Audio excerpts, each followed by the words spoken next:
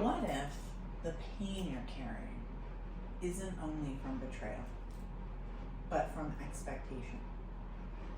From expecting someone to show up as who you hoped they'd be instead of who they've already shown you they are.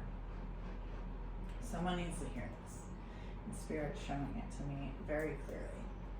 As always, use your own discernment, take what resonates, leave the rest.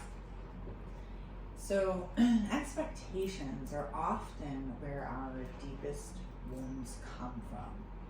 And it took me a very long time to learn this lesson, okay? When someone shows us inconsistency, dishonesty, avoidance, or even on the other spectrum, right? Love, loyalty, support, we can trust that. When we cling to the expectation that they will be different than they've chosen to be, because how we are is a choice, we create unnecessary suffering. And I want to be clear here. This is not about dismissing betrayal, trauma, abuse. Okay, that's not what I'm doing here. Those things are real, they cut deep, and they need healing.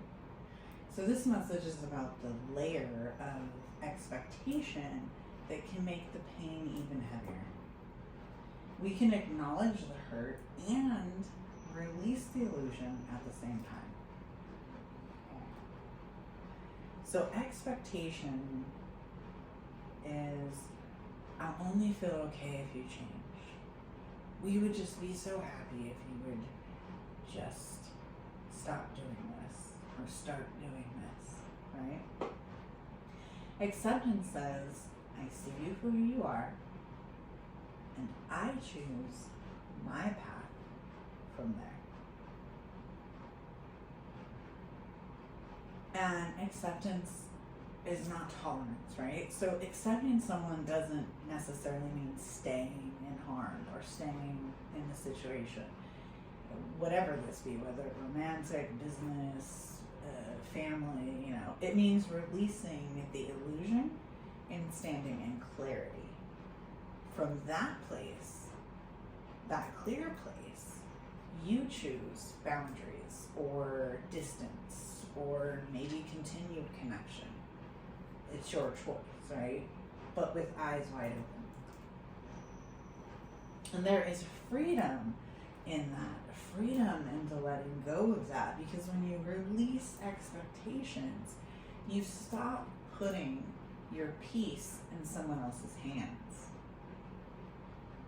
You stop waiting for them to change before you allow yourself to heal, before you allow yourself to love, before you allow yourself to move forward. That's freedom. You're no longer chained to anyone else's choices. And if you felt that way, I'm here to tell you, and I'll say it again, you are not chained to anyone else's choices. So maybe the lesson here isn't learning how to trust others. We say this a lot, right? And it's like, I have to learn how to trust others again. It's learning how to release what you thought they should be and trust yourself and trust Spirit to guide you in what to do with the truth of who they really are. Does that make sense? Trust yourself and trust Spirit to guide you with what to do with the truth that they are showing you, of who they really are. That's where peace lives. That's where your power comes back. Sending you light, love, and healing. And I hope this helps.